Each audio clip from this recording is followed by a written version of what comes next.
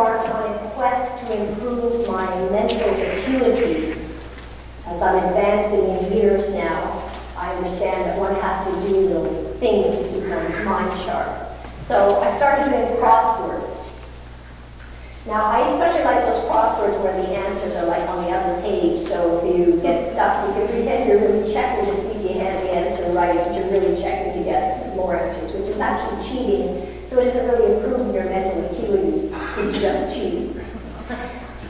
But what I've discovered as I've started to do crosswords is that sometimes the clue, once you get the word, doesn't seem to make sense. Like the clue doesn't always, the word that springs to mind when you read the clue doesn't always end up being the word. And sometimes you're lucky because you filled in enough letters in other directions that you can figure the word out. But the clue sometimes is very far from what the right answer is.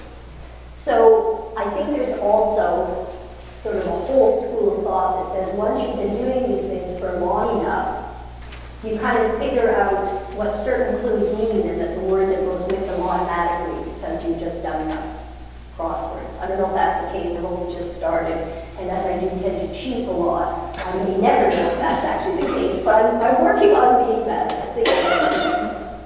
And thus is life. We're always looking for clues, we're always looking for hints, we're always looking for little advantages, hopefully, to get us a little ahead. And in our Christian life, we're always looking for clues, we're always looking for little messages, we're always looking for little pointers that we think will help us be better or do a better job. And in the Advent season, as we prepare and as we prepare ourselves to be ready for when Christ comes again, we need these little messages, we need these little clues.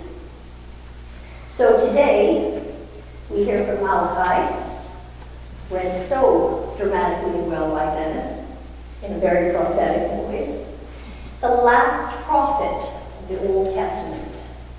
The last prophet of the Old Testament. Tell us that a messenger is coming. Someone is coming who's going to tell us things and show us things and give us hints and clues about how we should live. To purify ourselves, to refine ourselves, to get us ready for when Jesus comes again. And so this week, we have a story of man living in the wilderness, living rough outside, bit of a dicey appearance, personal hygiene might be in question, eating whatever he can find. And his name is Kevin Booth. Kevin Booth is a homeless man living in Sumner, Washington. Kevin, because he lives in a tent, accesses the local food bank in Sumner. Sumner is a town of 10,000 people in Washington, of whom 1,000 per month access that food bank. That's a tenth. If you're good at math like I am, result. That's a tenth of the population. In addition, that food bank at the end of every week fills 500 backpacks for children to take home so that they and their families have food over the weekend. So Kevin is well known to the food bank, and the food bank to Kevin, and Kevin comes out of his tent, a little worse for the wear, goes to the food bank. It's very early in the morning, 7 a.m., and no one's around, but the food bank generously has a thing they call the bread box, and they leave it outside and open for people who come by in need, and usually bread or sandwiches. Kevin opens the lid of the bread box, sees a paper sack there, pulls it out, and thinks this is a good deal for me. Imagine his surprise when he opens the bag and finds a ton of cash. He says he peels off the first bill to smell it to see if it was real money. I don't know how one tests genuine money by smell, but Kevin, a homeless person, knew. So he said, I was faced with a problem. He said, do I wait or do I just take off? Imagine how long that waiting was for Kevin. When every minute that went by, you could think, no one will ever know. I live in a tent. I'm homeless, jobless. penniless. I have a bag of money here. It's still dark outside. He knew that food bank security cameras didn't work. But he waited, and he waited, until the food bag opened. And when the volunteer opened the door, he simply handed her the paper bag. She thought it was food, so she waited. Then she opened the bag. There was $17,000 in that paper bag. So then she had a decision to make. They feed 1,000 people a month. $17,000 was a long way to feed 1,000 people a month. They don't have a fridge or a proper freezer. But she called the police. They came. They started making inquiries. Had there been any robberies? Had anybody made large withdrawals from a bank and then committed suicide? They waited 90 days. 90 days. No one claimed the money.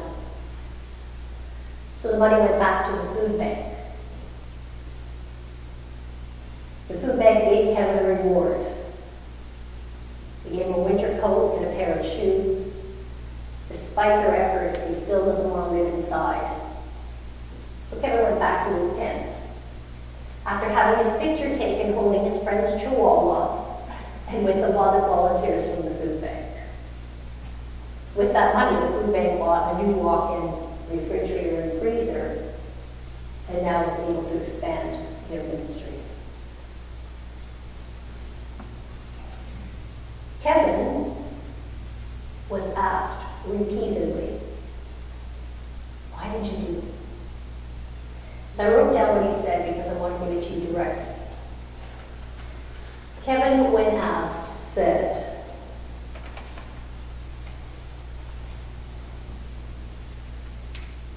"That was a real big decision for me.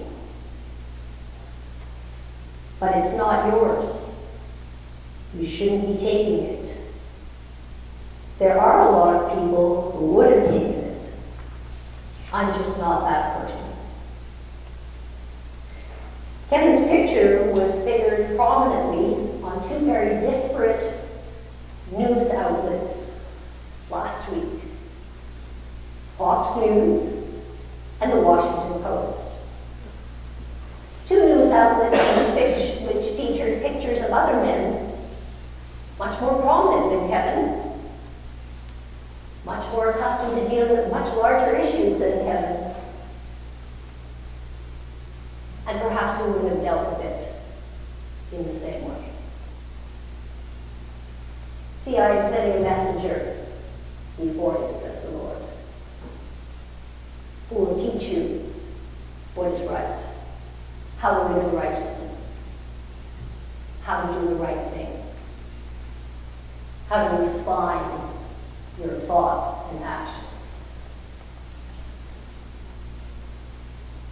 How many of us would be able to do what Kevin did, even in our present circumstances, never mind his?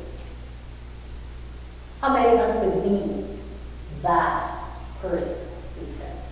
Be that person who puts others before ourselves, who thinks not about our own condition, but rather the needs of others.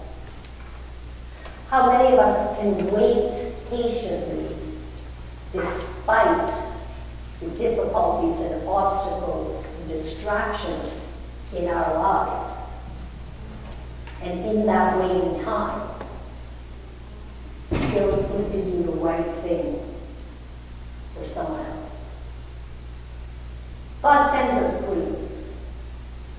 God sends us messengers. They're not always the famous ones. They're not always the powerful ones. They're the ones who live intense who seem unkempt, who seem inappropriate compared to the rest of our friends and neighbors and the people we go to church with. But he surely sends us clues and messages about how we should be, so that when he comes again, we'll be ready to stand before him. I don't think heaven needs to worry. But the rest of us need to ask ourselves, what do I need to do? Where do I need to seek God's clues and messages in my life? There is a voice crying in the wilderness. It's crying out to the better part of each and every one of us. Those of us who walk by people like Kevin every day and think, I'm not giving him money, he's just going to spend it on booze. Why should I give him a handout? Let him get a job. Kevin Booth fed 1,000 people last month.